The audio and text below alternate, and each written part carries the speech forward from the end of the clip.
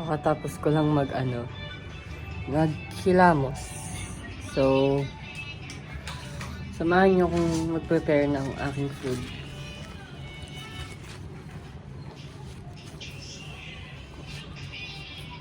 Kasi, merienda time na supposedly. Pero, ngayon pala ako mag-breakfast and lunch. So, yung natira na lang ulam is adobo.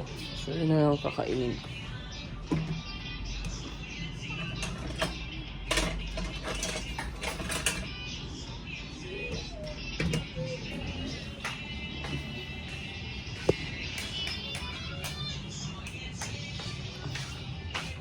Guys, magtitinta din pala ako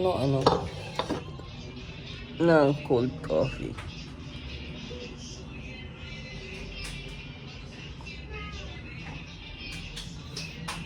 Miss ko na siya. Putang ina. Ay, sorry.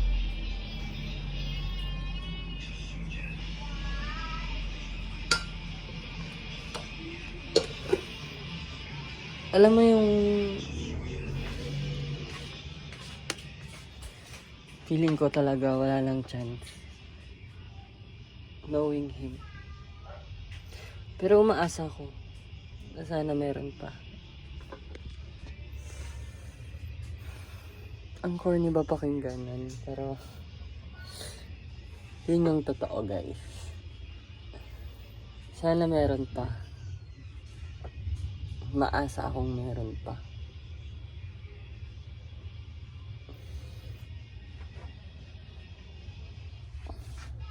Sobrang late na. As in, sobrang late na nung na-realize ko. Pero,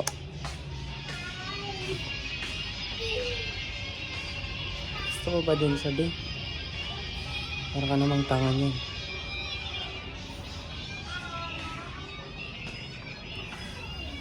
So yun, magpe-prepare na muna ako ng pagkain. Actually, nakapag-prepare na ako ng food. Ewan ko kung ba't ako lakad na lakad. Pero kasi gagawa pala ako ng coffee.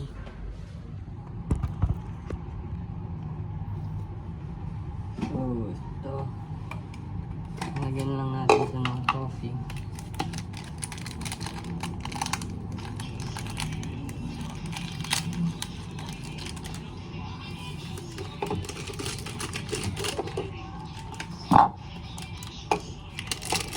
Mahilig kasi ako guys sa matamis, kaya naglalagay pa din ako ng sugar kahit 3-in-1 na siya. Grabe naman yung buhok ko.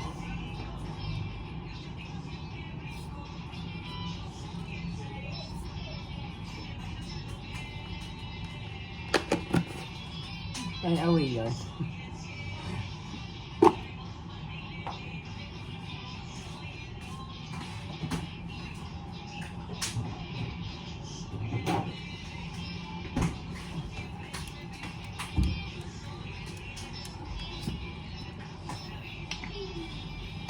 Yung ginagawa ko here is nilalagay ko muna dito sa baso yung tubig para alam ko kung gaano kadami.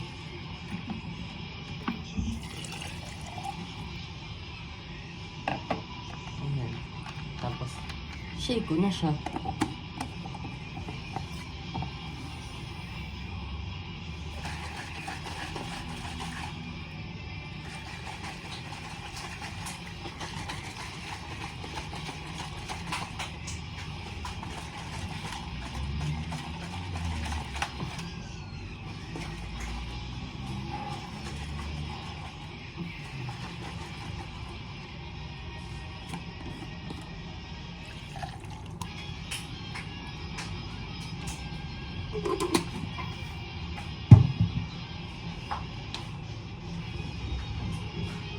Tara guys, kain.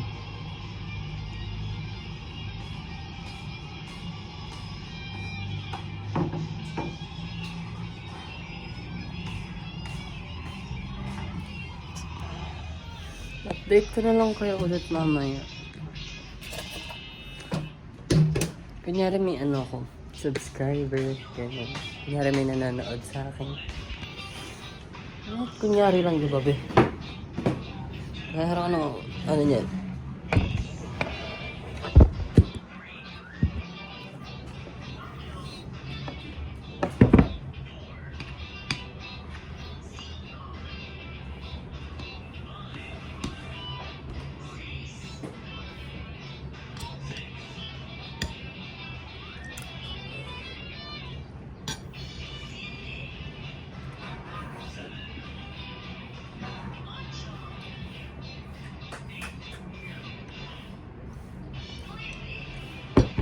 Si Brian hindi siya nagkakape.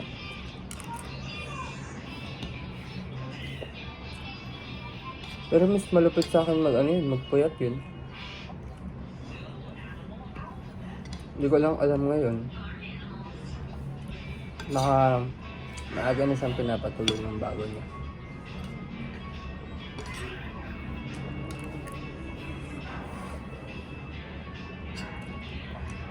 Pero nung time namin, kahit na ilang beses kong sabihin na matulog na siya, hindi ko rin matutulog yun. Tutulog yun alas 3, alas 4. Ang reason niya sa akin is night owl daw talaga siya. Ano ba yan? Nilangaw, makakainis.